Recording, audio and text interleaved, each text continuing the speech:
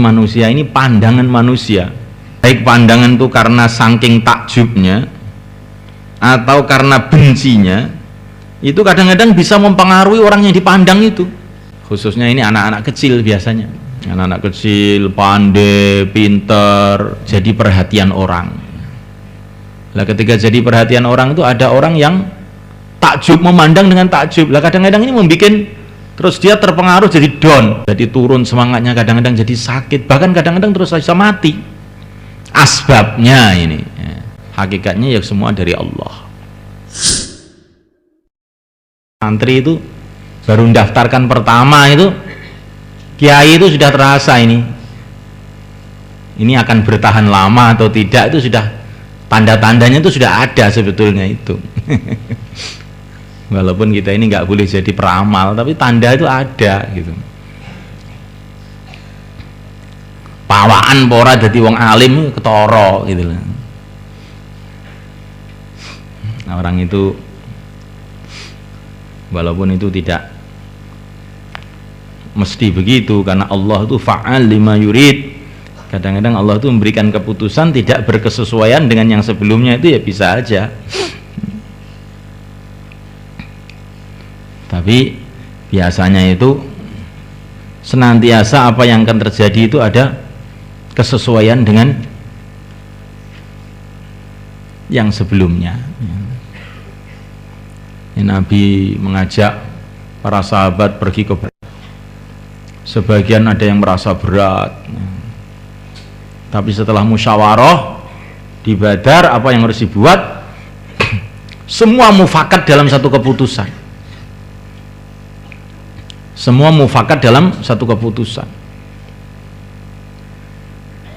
Orang muhajirin, orang ansor, fikirnya sama. Maka Nabi mengatakan pertolongan Allah akan datang. Jadi tanda-tanda pertolongan Allah akan datang mulai awal sudah tampak itu. Di orang-orang ahli Badar sejak awal memang ada ketaatan, musyawarah ya mufakat. Sebaliknya di Uhud, ketika musyawarah itu nggak mufakat. Dan usul begini, usul begitu, usul begini, usul begitu. Di tengah jalan sebagian ada yang bolos. Pimpinannya Abdullah bin Ubay ini, munafik, orang munafik yang banyak yang pulang duluan, macam-macam. Sehingga mulai dari awal perjalanan di Uhud itu sudah memang nampak itu akan ada musibah, itu sudah nampak gitu. Jadi mulai awal itu sudah ada tanda-tanda ini. Nah, begitu juga manusia itu, orang itu akan jadi alim itu mulai awal itu sudah tandanya itu sudah ada gitu. Nah, kalau orang itu mau jadi orang jahil itu juga tanda-tandanya mulai awal itu sudah nampak gitu. Cuman ada orang yang paham, ada orang yang tidak paham.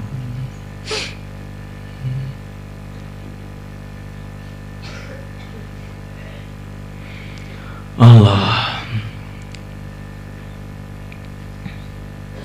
Kemudian Nabi Yakub memberikan arahan-arahan kepada anak-anaknya yang akan pergi ke Mesir.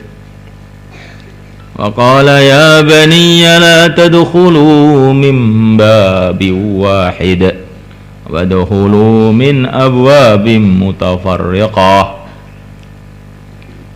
Nabi Yakub mengatakan, hai anak-anakku, janganlah kamu masuk ke negeri Mesir dari satu pintu. Jadi waktu itu Mesir itu pintunya itu banyak, pintu gerbang masuk negeri Mesir itu.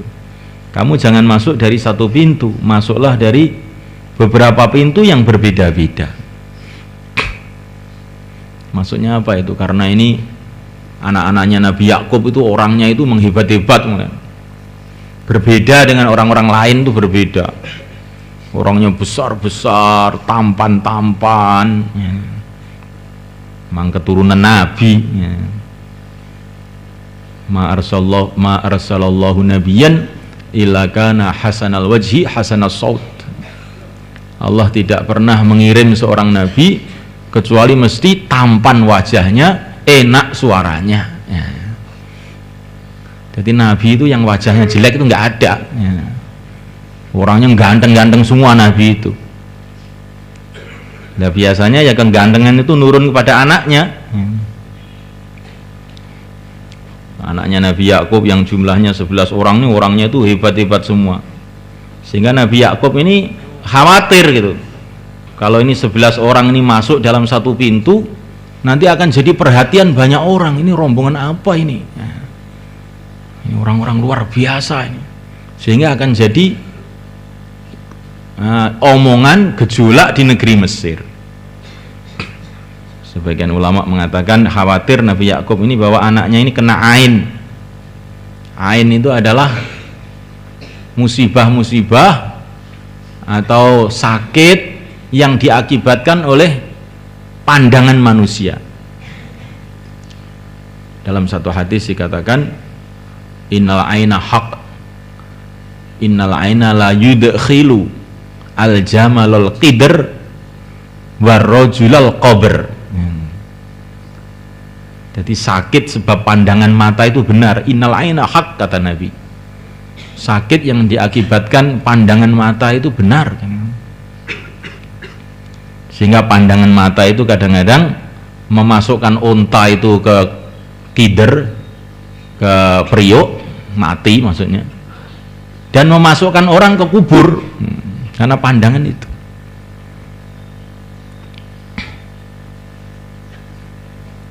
Jadi manusia ini pandangan manusia, baik pandangan itu karena saking takjubnya atau karena bencinya, itu kadang-kadang bisa mempengaruhi orang yang dipandang itu.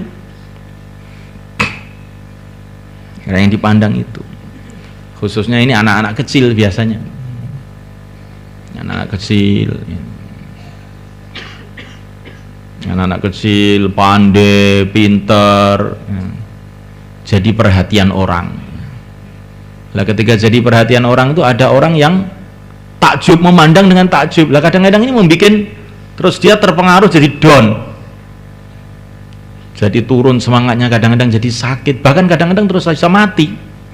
Asbabnya ini hakikatnya ya semua dari Allah. Begitu juga orang yang benci, iri dan sebagainya, itu melihat orang yang dia iri kepadanya, kadang-kadang terus sakit, yang dilihat itu berubah pikirannya dan sebagainya. Maka oleh karena itu kita diperintahkan oleh Nabi untuk menjaga diri, membuat benteng. Bentengnya diantaranya adalah 3 qul tiap habis sholat dibaca, minimal habis subuh, habis maghrib. Supaya apa? Supaya kita ini tidak kena sakit ain tadi itu, sakit ain.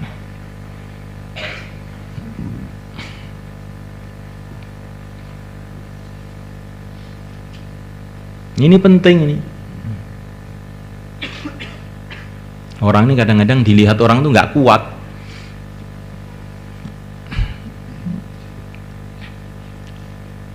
Makanya orang itu kalau ingin selamat, jangan terlalu menonjolkan diri.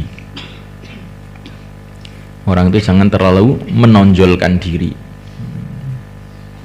Nanti kalau orang terlalu menonjolkan diri, banyak orang memandang, banyak orang melihat, banyak orang iri, banyak orang takjub. Kadang-kadang dia tidak kuat. Akhirnya jadi loyo, tadinya rajin, tahu-tahu jadi loyo, nggak kuat apa-apa. Tadinya lurus atau belok. Ini termasuk bahayanya pandangan-pandangan manusia tadi itu.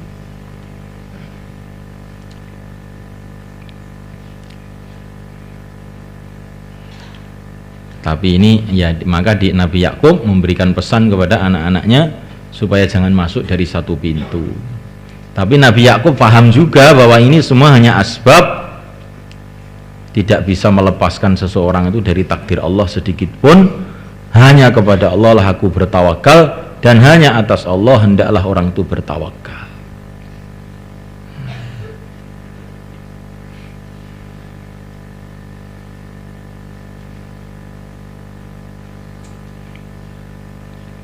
Walamma dahulu min haitsu amarum abuhum, ketika mereka masuk dengan sesuai petunjuk ayahnya mereka itu, maka na yughni anhum minallahi min syai'in la hajatan fi nafsi Yaqub qadaha. Maka cara-cara atau petunjuk-petunjuk yang diberikan oleh Yakub kepada putra-putranya tadi tidak sedikit pun melepaskan mereka dari takdir Allah. Ini semua diberikan oleh Yakub, arahan-arahan itu hanya karena ada hajat dalam hati Yakub, yaitu sayangnya Yakub kepada anak-anaknya. Jadi maksudnya Nabi Yakub itu faham bahwa ini semua usaha-usaha ini juga tidak akan melepaskan orang dari takdir.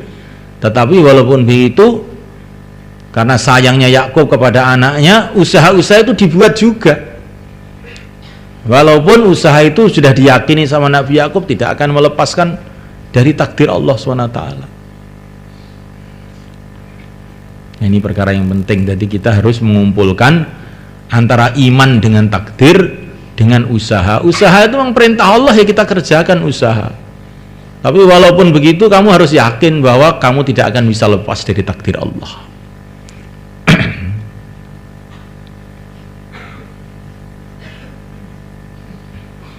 Ini per ayat ini pelajaran-pelajaran semua, memang ceritanya keluarga Nabi sebenarnya. Kalau orang dikasih kejernihan hati, di sini akan banyak sekali pelajaran-pelajaran, bukan hanya itu saja.